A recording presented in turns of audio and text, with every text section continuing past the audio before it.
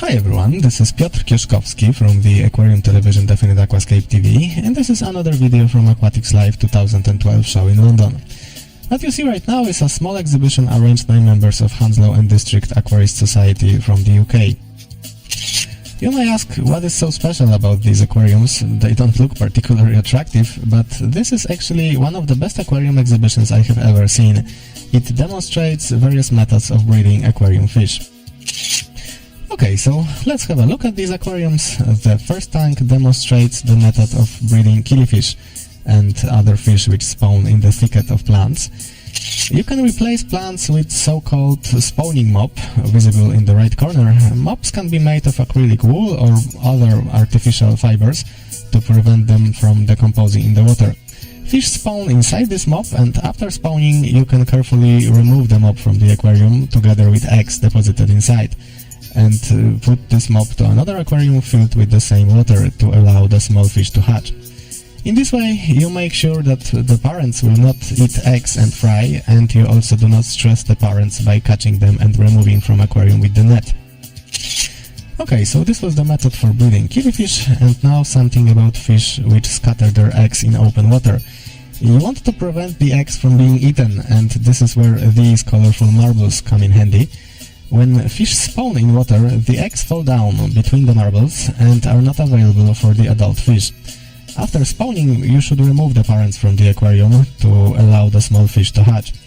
This method is good for breeding many egg scatterers, like numerous species of danios, for example. Okay, so this was aquarium with marbles on the bottom, and the next tank is an example of how you can breed egg scatterers in a more decorated planted aquarium. If the bottom is overgrown with a dense carpet of plants, some eggs will disappear there and will remain undetected by the parents. Then, after hatching, the small fish can hide between the leaves of other taller plants, so you don't need to remove parents from the aquarium. However, when using this method, you will never obtain as many young fish as when you remove the parents. The next aquarium shows the method of breeding fish which care for their young, like cichlid fish, for example. There are many ways in which cichlids breed, but probably the most common one is that they find a suitable shelter and lay their eggs on the surface of that shelter. It might be a flat stone, a ceramic flower pot, or a piece of PVC pipe, as we can see here. After spawning, parents will guard their eggs, and after hatching they will care for their young, so it's best to leave them with the fry as long as it is needed. Okay, this was aquarium for breeding fry carriers, and the next tank is an example of aquarium for breeding live bearers, which give birth to live young.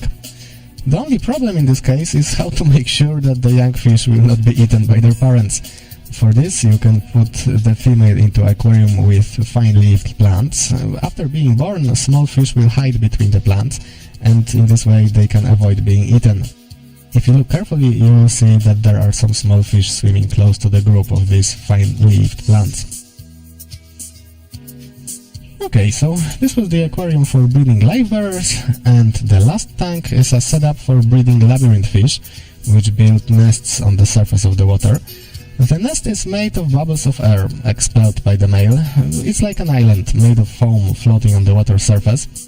Here we see an artificial support for the nest, which is this fragment of styrofoam. But fish often use some other floating objects to support the nest, like floating plants, for example. Once the nest is ready, adult fish spawn underneath it, and eggs float up into the nest.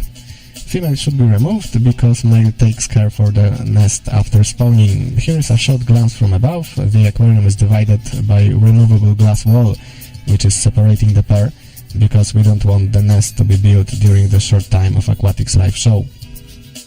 Okay guys, so this was the exhibition of aquarium setups for breeding various kinds of fish, made by members of the Hounslow and District Aquarist Society.